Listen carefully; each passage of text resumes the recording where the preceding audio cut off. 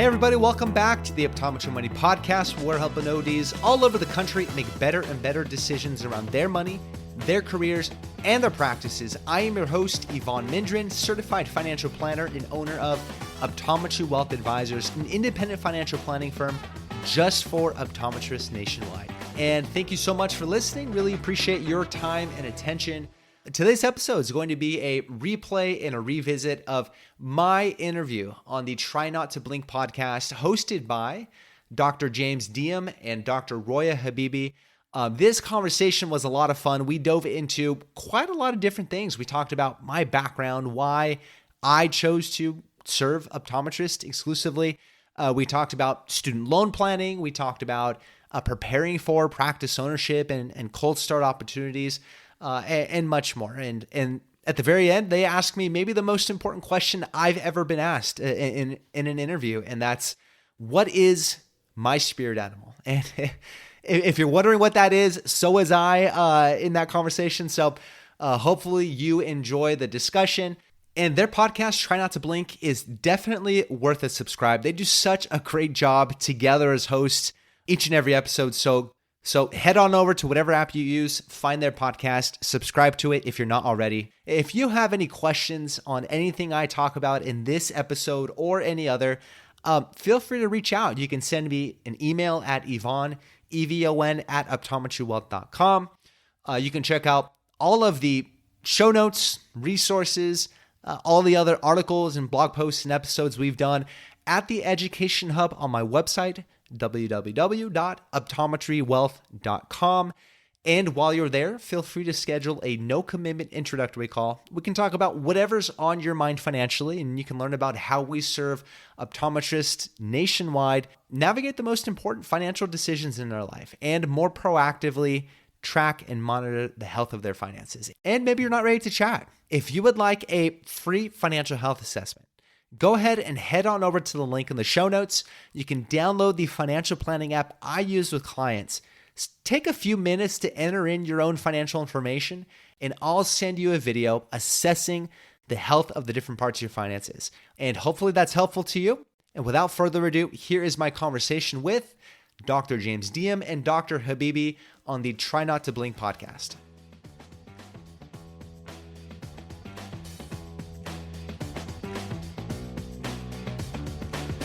All right, everybody. So we have had, I think, numerous talks about financial stuff. And I think financial things can be either really interesting to you or just scare the absolute bejesus out of you to the extent that you just ignore it. You just ignore it. It's just one of those things that you just think it'll probably just figure itself out. And I think for folks entering the professional fields, healthcare fields, I hear this all the time. Why did you get into optometry? Well, I wanted to do something in the healthcare field, and I don't know, it just seemed really good, good work-life balance, and, somewhere hidden in there, although probably no one really openly admits it, is, I wanted to make a good living. I wanted to be able to go on vacations, take care of my family, and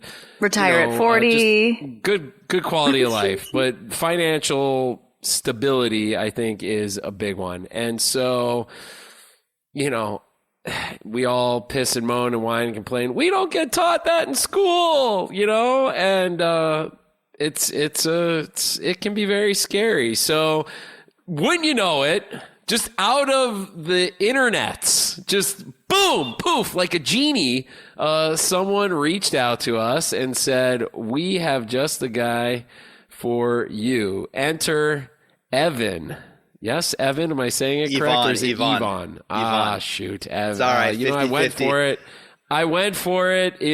Guys, you could tell I have not met this guy at all. He's beautiful. I could tell he's beautiful. He's a good-looking guy. He's well put together. I can get that works. I already trust him just looking at him. But his name is Evon, and he is a certified financial planner. Evon Mendrin. And he has a company called Optometry Wealth Advisors. So you might say to yourself, why would somebody go and specialize in, optometrists? But I think it's a great idea because we don't know our what from a hole in the wall when it comes to finances. And there's a lot of financial stuff to go over. So, thank you so much, Evon, for coming on our podcast tonight. And he's a fellow podcaster. He's got a very professional podcast set up, and we're really happy to have him on tonight. So thank you, Evon. Really appreciate it. Yeah, I mean, all you need to be a professional podcaster is the setup, right? You just got to have the mic in the view of the camera, and you're in the club. So that's right. That's really appreciate it. Yeah. Slightly higher bar is certified financial planner, correct? So tell us a little bit about that. I don't know that, our listeners really fully appreciate all of the education and work that goes into becoming a certified financial planner. So take us through, I just gave you the layout of most optometrists. What do most certified financial planners say when they're in high school? They say, yeah, I want to be, this is what I'm looking for. They don't say I want to be a pediatrician or a veterinarian. They say they want to deal with numbers and help people make lots of money. What do they say? I think in high school, this isn't on the radar for almost anybody, but we get there eventually. We stumble in and don't find our way out. But no, for me, it was just since school. Yeah, it was. I really enjoyed math and investing in business and really anything finance related. And so for me, I was always sort of heading this direction.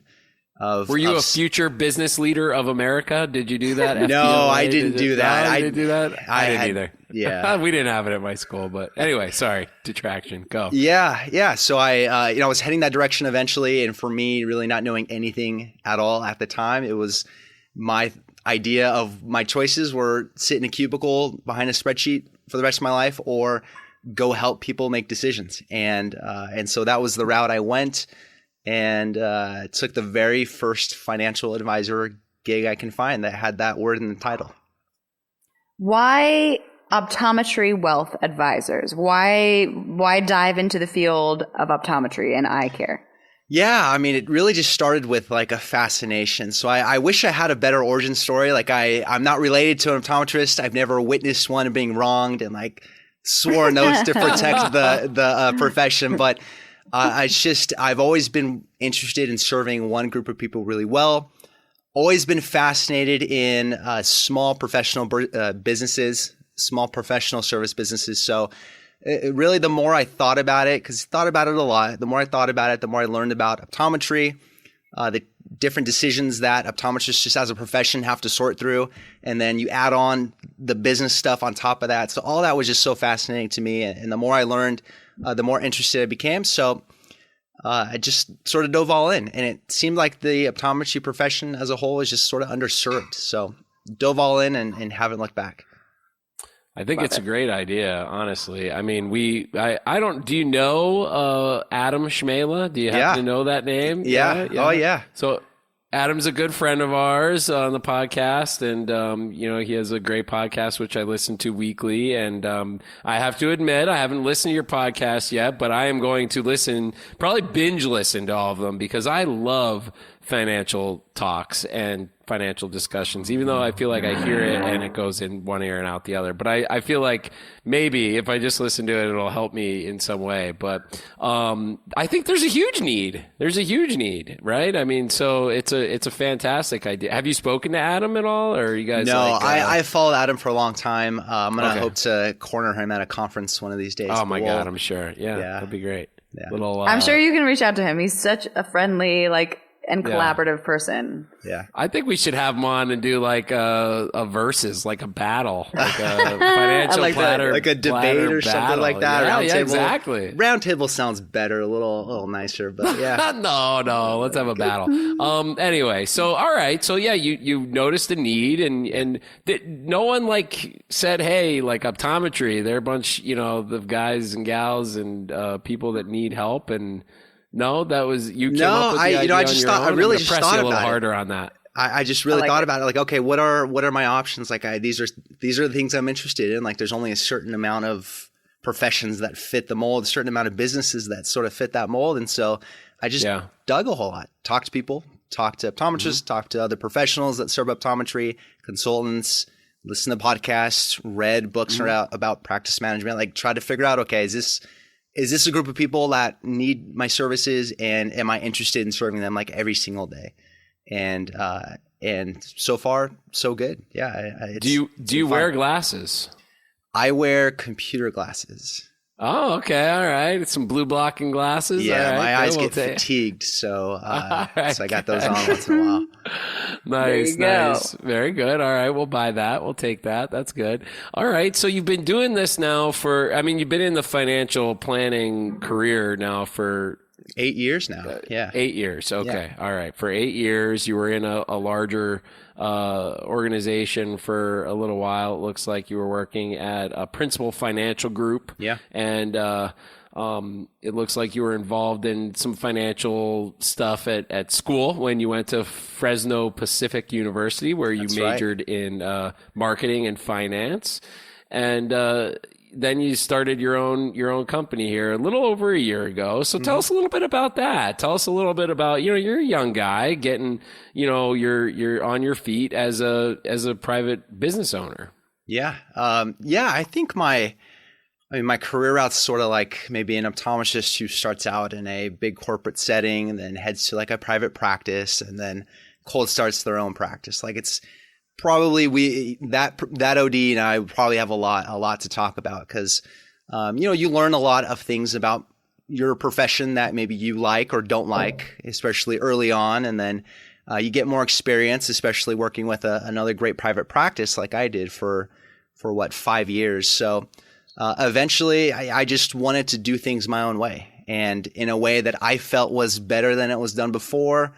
Again, for a particular group of people instead of a generalist for everybody. So we were just at a point, like my wife and I were at a point where it made sense for both of us, and we had our finances sort of buttoned up to make it work, and went out on that, took that leap to cold start my own firm. Awesome. Very cool. Well, congratulations, and we'll be huge supporters. I think it's just a fantastic thing to get our profession, our colleagues financially sound. So let's start at the beginning. I see you're also a certified student loan planner. So really, when it comes to the career trajectory of optometry, that's where it all starts, right? And thinking about how you're going to navigate probably the biggest investment in your life up until that point. So is that part of what you do in a perfect scenario? Would you like to get hooked up with a first year optometry student, or, in a perfect world, what do you think? Where would we start? Yeah, that's the biggest decision you got to make as soon as you graduate is, okay, you've got now income, relatively high income, but you've got this massive debt to figure out what to do with. And that's a part of basically every optometrist's career. Like, that's going to be a part of their lives in one way or another. So for me, it made sense to make sure I'm including that in the work I'm doing, because I know it's going to come up, and the decision of how to handle that changes based on every student's career goals and the way they feel around debt and their level of debt versus their income, and whether they're married and whether the spouse has debt. So it's an important part of their lives that they have to make decisions on right out of graduation. Yeah, and the thing that I found frustrating about it for me was, like, this seems like an equation. Like, this just seems like a math problem. Like, I just wish I knew where to put the numbers. Like, I just wish I could just figure it out. Why does it seem so damn hard? Yeah. It should be more simple to do, but it isn't that easy because there are unknowns, and we've talked about student loans many times here on the podcast with Travis Hornsby of studentloanplanner.com, and just the various different ways that you could go and the different programs there are. And now, of course, with all of the different things going on from a legislative standpoint. I just saw on my phone that a judge blocked the come up earlier, student loan forgiveness plan that President Biden attempted to roll out. So we'll see what happens with that. But so with regards to that, do you look at someone's financial situation and then give them advice on what program to do, or how do you do that? Yeah. So let's say they're coming in and they want that like ongoing relationship, because that optometrist may come to me and say, I only want to work with you to figure this out. But let's assume it's like the regular, I want to work with you long term. What does that relationship look like? I want to take a look at, first of all, usually someone comes with something on their minds.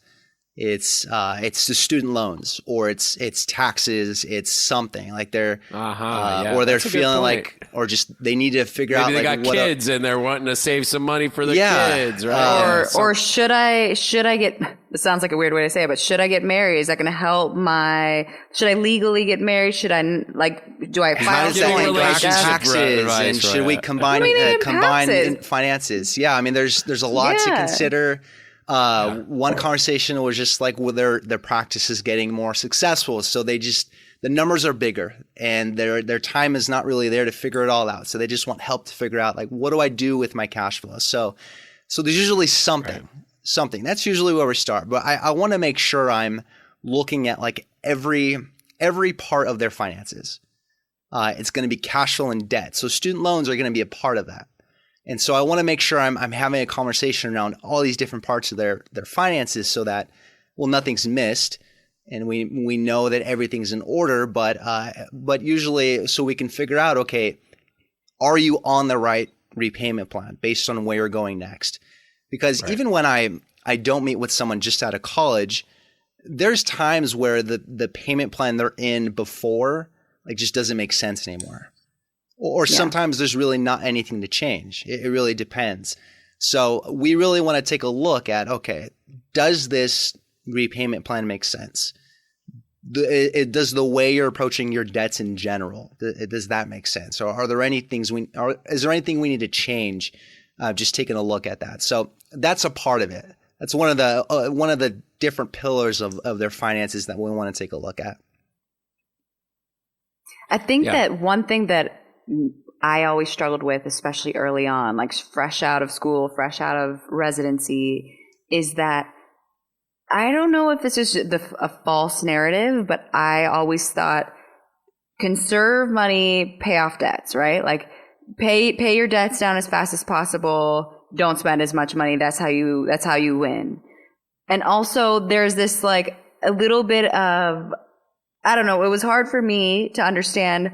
I'm going to pay someone to learn how to save money, right? Like I want to just talk about this real talk.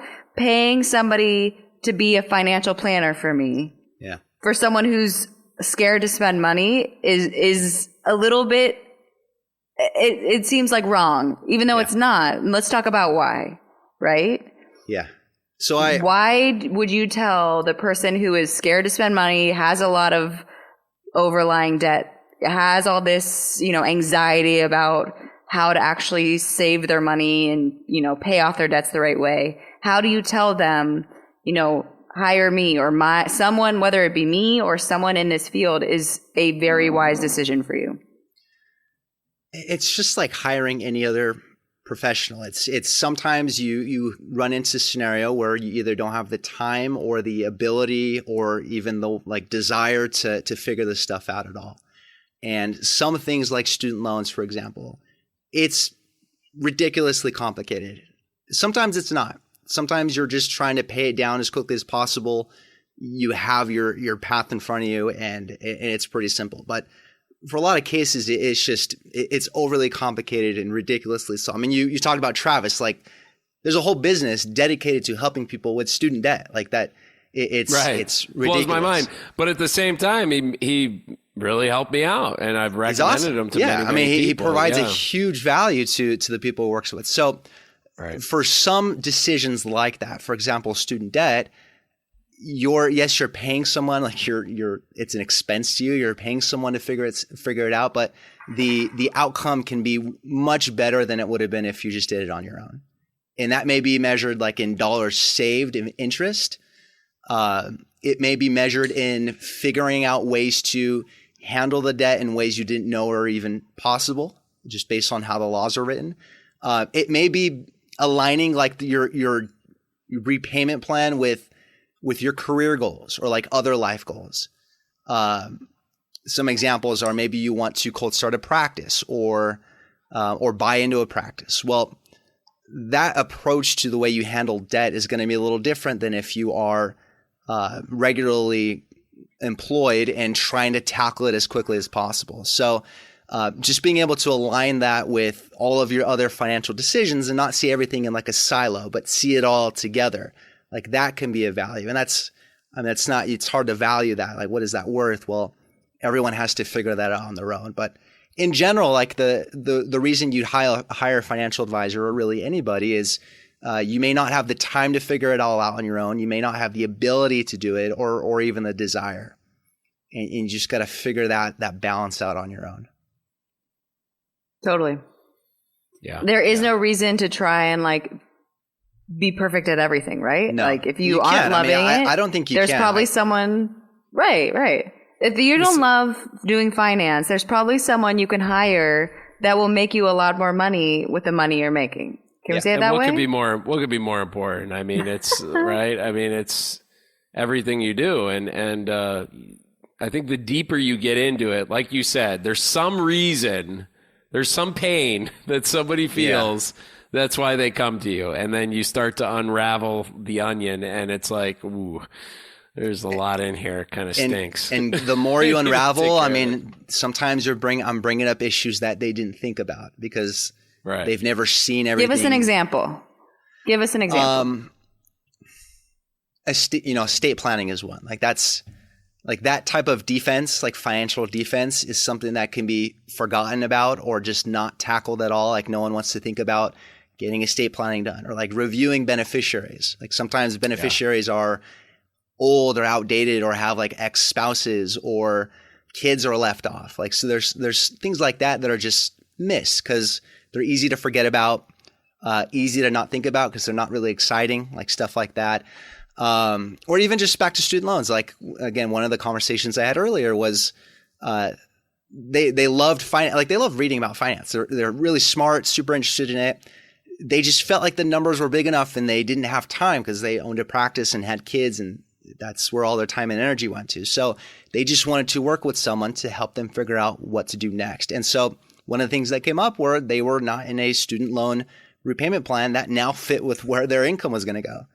Right. And that wasn't even on their mind initially, but that's just something you sort of dig into as you see things. So those are a couple of examples. That same thing happened to us. And as a result, we had to file separately for a bunch of years. And that was the dumbest thing, that we had to do. But it did work it all worked out. But we had to do a lot of things, to make that happen. We had to talk to student loan tax experts. That's do you know that company? That's a I've company heard of them. out Yeah. there. Yeah. And they help people, figure out their taxes with student loans because then that becomes this big headache, So, but yeah, my goodness. And I think things just change so fast with, maybe it's just everybody in life in general, but you're in this hole and you've been a student for 8 years and then, you've never really made any real money and you start to make good money and you have a family and you might buy into a practice and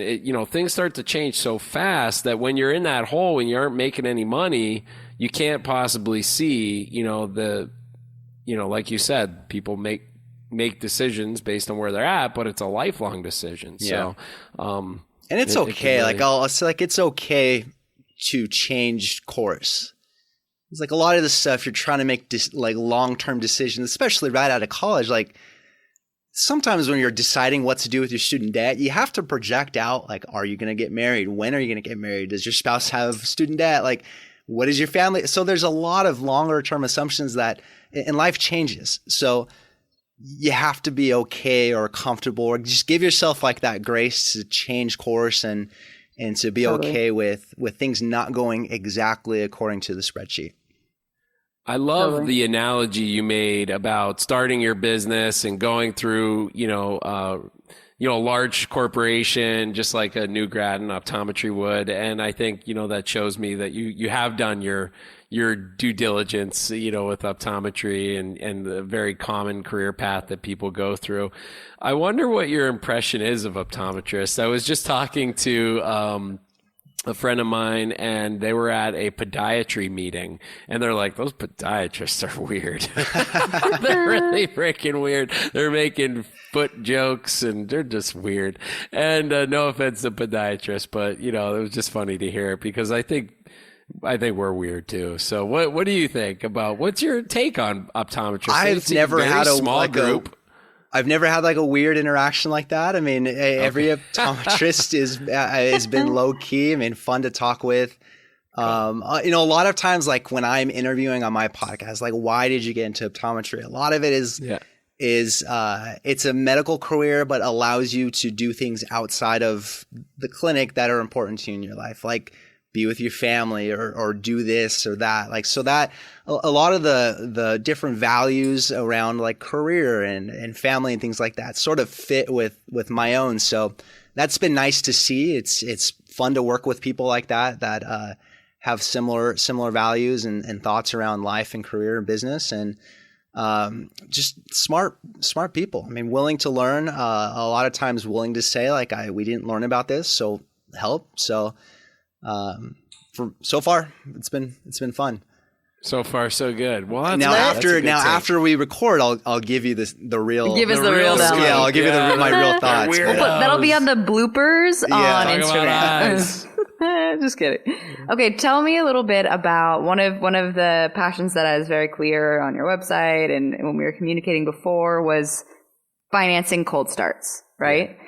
Let's talk a little bit about like maybe like a tip or two, or like a recurring theme, or something that you say every time when someone is meeting with you, and people maybe are surprised by it or whatever, but when it comes to financing cold start. Yeah. I like financing as in like getting the financing like from the lender. Is that what you're thinking about? I don't know. Like just like what is your role in when someone is wanting to when they're starting a new clinic, brand new, cold start or not?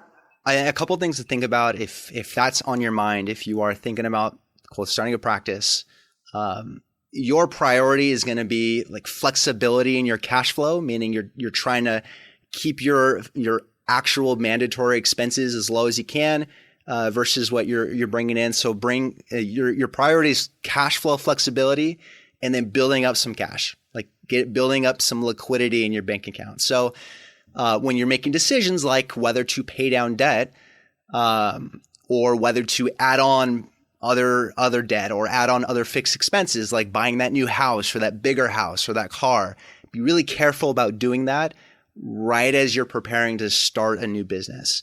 And when we would talk about debt, for example, like it may make sense to not put every dollar into debt and instead like extend the debt payments so you can lower your payments or go into like an income driven repayment plan. It may make sense to do that in order for you to get into practice ownership. And a lot of times that's not looked at kindly or well because it's you're paying more interest in the short term. Well, yes, you're paying more interest in the short term to get into this opportunity to own a practice, which over the long term is going to probably, if it works, give you a much bigger benefit. So focus, if there's two things to focus on cash flow flexibility, keeping your mandatory required payments as low as possible, and building up some cash. And that may tell you like maybe you don't put as much into a 401k at your consistent work. Maybe you peel that back so you can focus on the other stuff. And that goes into qualifying for a loan. Like all of that sort of builds into everything else that gets involved in getting that cold start started. One of the things that I feel like I learned a lot when I was a student but I'd like to know from a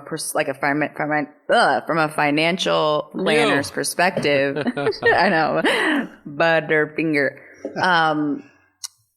Is optometry really a good investment? I don't mean it like let's judge optometrists, but like, is it from a bank's perspective? What do you think? Like, is it a good loan to take? Like, do banks, when an optometrist comes to take a loan, are they like, ooh, good, a good person to give a loan to? That's what we were always told. I hope that's so. What I always heard. My future and my whole family's future financial success is based on that work. And no, but we're betting on it. I mean, okay, think about this. Banks are willing to lend you 100% of the money you need to cold start a practice. 100%. No down payment. They're willing to give you 100% of that in debt.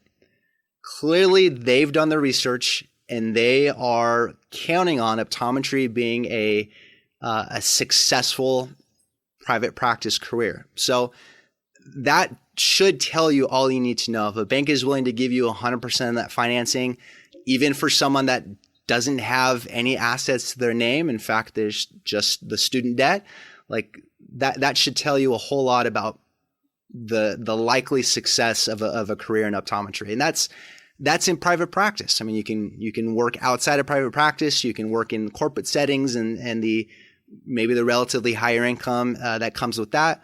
But just from the perspective of a private practice, like that should tell you a lot. Definitely. Yeah. Well, then, okay, you get your 100% of your loan you request. And then I think a lot of times, most of us, again, like Jimmy was alluding to, we aren't trained in finance. We aren't trained in practice management. And so practice finances, just your day-to-day, Yeah. all the words related to it. Yeah. Like, a lot of people just don't get that training. Like, what do you recommend as a financial planner on like how to get up to speed to everything you need to know to be able to run your business successfully, aside from the medical stuff, you know? Lean heavily on your professionals. I mean, you're going to have legal, tax, and hopefully financial professionals in your corner. Lean heavily on them. Ask them questions. Bookkeeping is another one. Like, make sure you're leaning on a bookkeeper to make sure your books are accurate and clean from the very beginning. So that's the first thing I would say is if you're using professionals in your life, which hopefully you are, if you're starting a business, lean heavily on them. It's okay to do that. Your focus is on practicing as an optometrist and building the business. Second thing is, I mean, there are books to help you, and I can send anyone a few to at least get an idea of like what's happening financially in my business.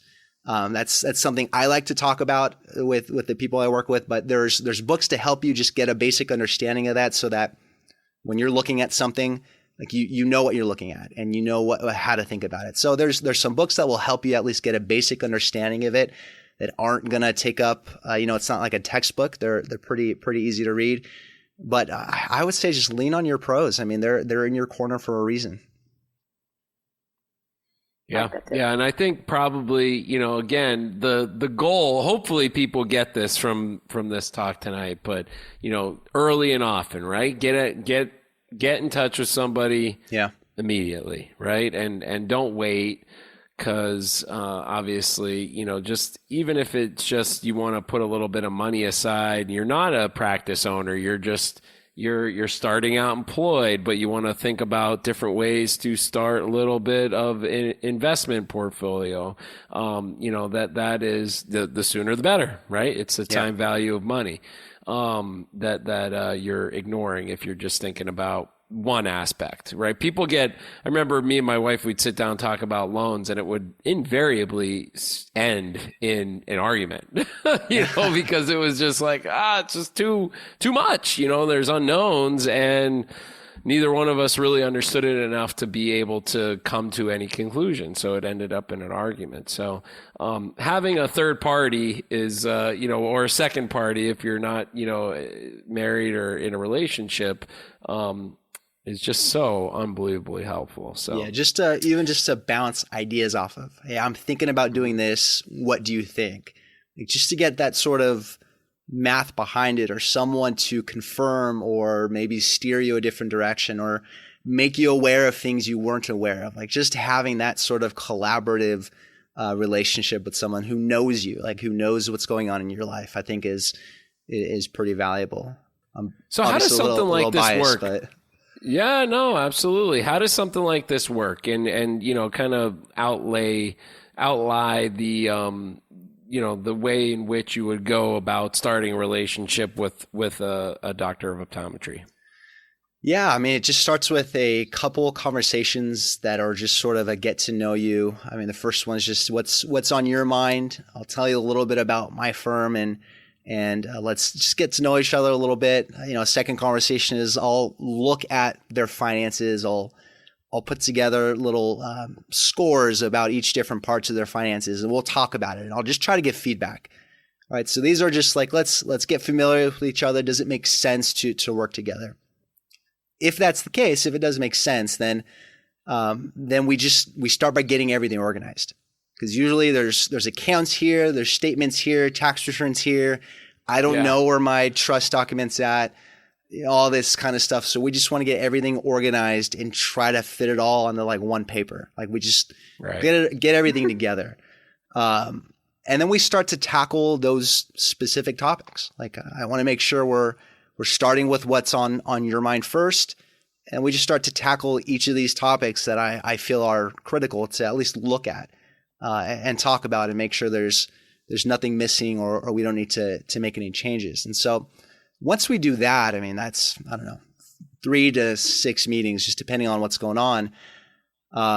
Then it's just the regular service. It's about monitoring progress based on what they're working towards. It's about, for me, it's all touch base at a certain point every year about one specific topic.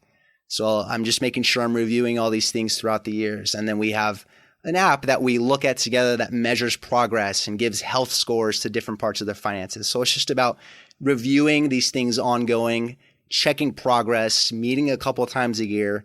And as changes come up, like we talked about earlier, which they will inevitably do, we talk about it and we make decisions as things come up. Tell me one of your favorite things you like to talk about specifically with your ongoing clients. Give me an example. Something you're like, oh yeah, easy thing to make some more money or whatever. I like talking about taxes because it's fun and it's always on people's minds. I mean, no one likes to pay them. Everyone has to. So I like talking about that. I like getting into the business stuff. So hearing their thoughts about what's going on in their business is just fascinating to me. Talking about their practice financials is fun. I love it. Working with their other pros like in these things is fun for me too. So sort of being the quarterback and working with their other professionals is fun. So I think those are two things that are easy for me to sort of get into but they're all interesting to me. I don't know. Yeah. Cool. Yeah. What does something like this look like from a cost perspective? And I know that, that could vary greatly. Is it a percent? Is it a flat dollar fee? You don't have to say exactly what it is, but I think, folks may get a little disenchanted with getting professionals, professionals, quote unquote, involved, because of the perceived, cost associated with that, right? You're a professional and there's lots of people that don't come see us because they just keep ordering their contacts online and they're like, forget it. I'm not going anymore. It's stupid. But there's reasons why we do what we do. And there's reasons why you've gone through all the training that you've gone through. And so, there's a value to that. So, how does that work? And what could people think about in reference to the cost and the recurring cost? Yeah, it depends. If you're working with, like our jargon word is fee only financial advisor. So if you're working with someone who you're just paying for their services and there's not a commission involved, there's different ways to pay that person. You can pay them through assets. So that might be like a percentage of the assets being managed. You can pay them like a flat monthly fee, which is the way I've built my business. So literally it's just a flat fee from credit card or bank account or whatever it is. It could be a combination of both. And there's also hourly approaches where you're just paying someone hourly for like shorter term stuff, or like a short term project over a couple months, and that might be a flat fee. So there's a range of ways to do that based on what you're looking for and what you're comfortable with.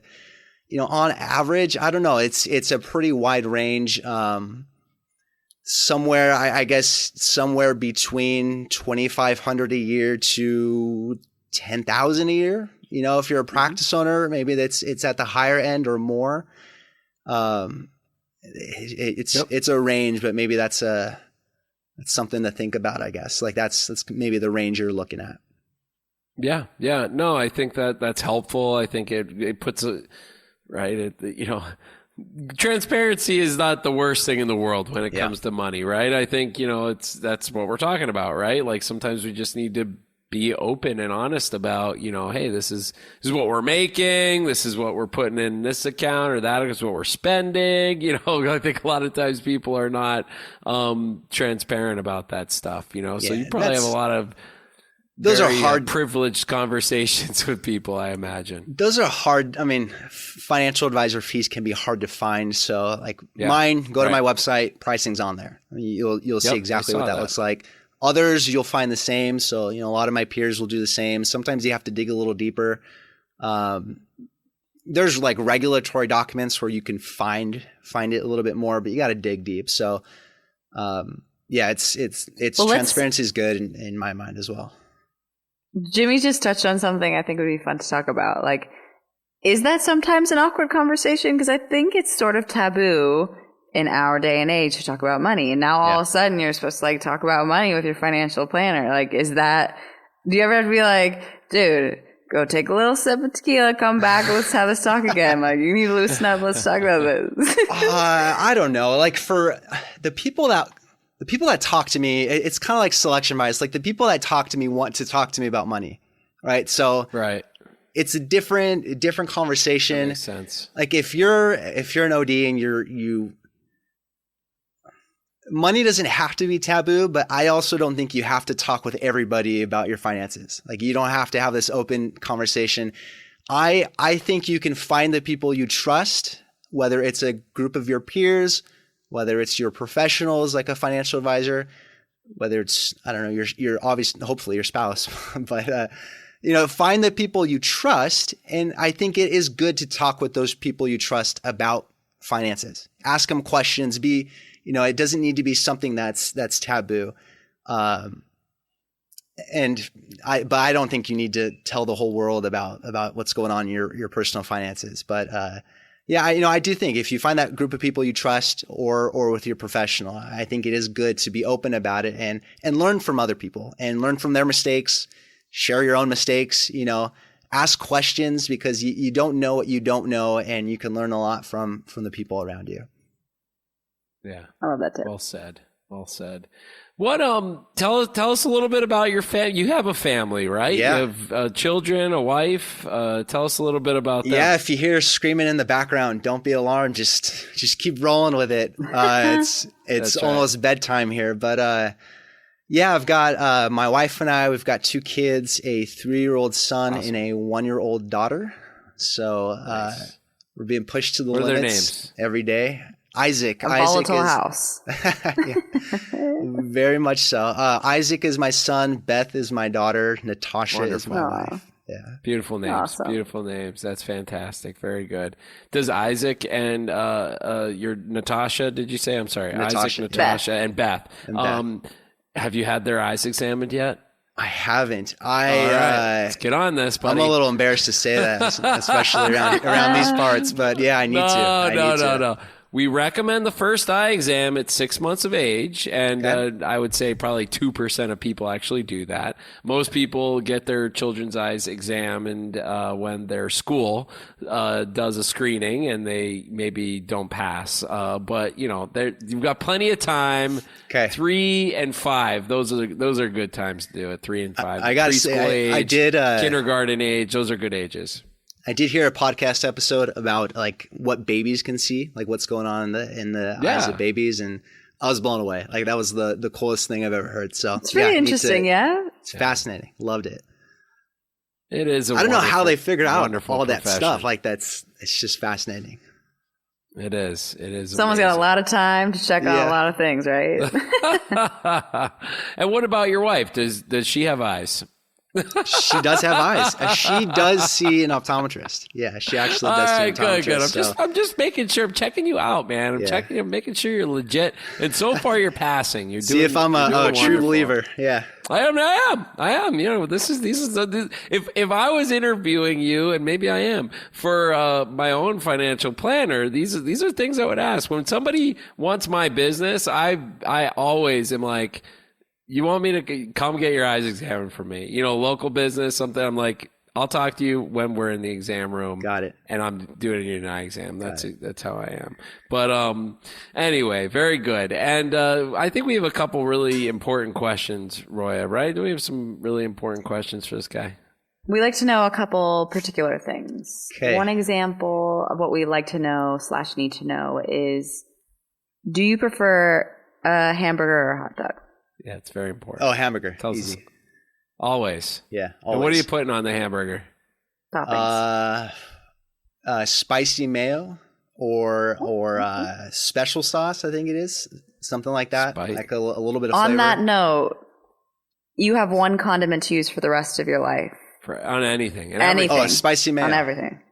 Spicy mayo. On Now, everything. tell me more about the spicy mayo. Is it like yellow with like the dark spots in it, or is it Dijon? No. It's like, what is it? Chipotle mayo, specifically Chipotle mayo. Yeah, we call it my son calls it spicy mayo, so maybe that's why I'm Chipotle mayo specifically. Yeah, so it's got an orange tint, delicious, goes on everything.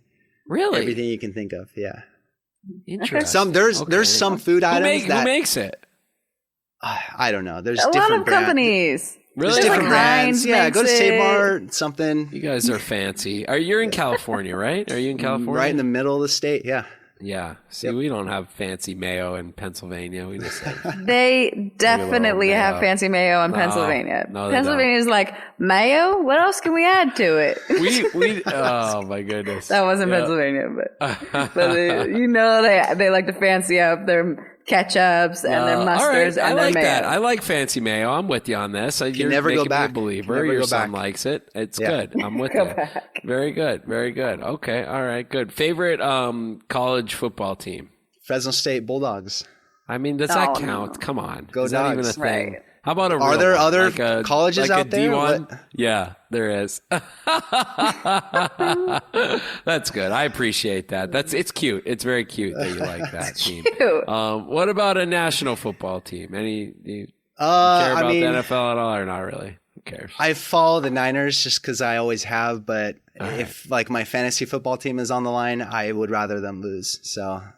There you go. Okay, this is the most important question. Here we go. Go ahead, Roy. We want to know what your spirit animal is. This is the animal that kind of defines your personality in a stereotype. This is a big one. This is the biggest question here. That's right. I don't know. I like to be up in the mountains outdoors, so maybe like a bear. Okay. You know? Oh, a bear. Okay. But not like a bear. Not like a tear you limb from limb bear, but like like scratching my back on a tree bear, or like grabbing fish once in a while, hibernating. Like that's where I'm at. Yeah. Okay. Try to relate that to finances somehow. Yeah. Can you do that? Well, they like a down stock market is a bear market, so that's right. You got the bear, swiping down, and they have to obviously accumulate some sort of wealth. Yeah, they got to collect winter. for the time when they're not going to be working anymore. There you go. Right, Roya they have gave to you a lifeline for the winter. Got to prepare. That's good. All right. That was good. That did come around. You're our first bear. I thought you were going to say eagle, and I was going to tell you, nope, you can't be an eagle. We've had 17 eagles. Gotcha. No more eagles. I'm just kidding with you. Listen, Evon, we can't. Feel free to just voice over what I said and put something more exciting. No, that was good. Never. No, we really appreciate you coming on tonight, and I think we will be reaching out again, probably with some more specific. Tonight was a great opportunity to get to know you a little bit better, for our listeners to get to know you a little bit better, we're going to share how folks could get in touch with you in the show notes. He's got a great website. He's very accessible, and he's growing his business. He's been doing financial planning for going on 10 years now, but working specifically in the optometric field for a little over a year. But he's definitely done his due diligence, and his wife has an optometrist, so that's that's very important. I'm just kidding. Listen, Evon, thank you so much for coming on tonight. We really appreciate it, and we look forward to talking to you again in the future. I appreciate it. Thank you so much. Want more resources to help master your money? Check out the Education Hub on Evon's website at optometrywealth.com. Evon Mendrin is a certified financial planner and owner of Optometry Wealth Advisors, a California registered investment advisor. All opinions of Evon and his guests are their own. This show is for informational purposes only and should not be relied on for specific investment, legal, tax, or other decisions. Clients of OWA may own securities mentioned on this show.